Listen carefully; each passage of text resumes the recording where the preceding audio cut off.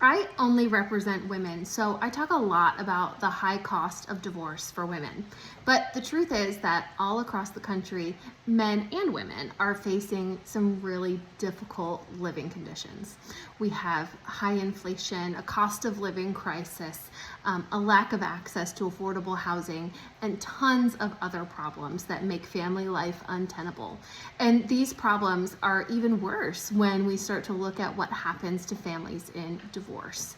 And it probably is true. It probably is fair to say that it's not reasonable to put the entire expectation on a husband, an ex-husband's shoulders to bridge the gap between where a woman is and where she should be in the form of child support and spouse support payments.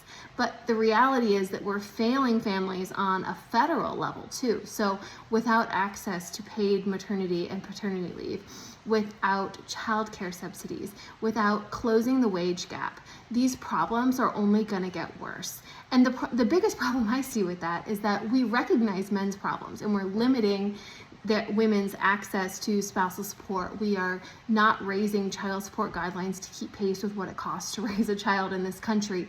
And it's only the women. It's largely the women who are paying the cost of this. And that's a problem.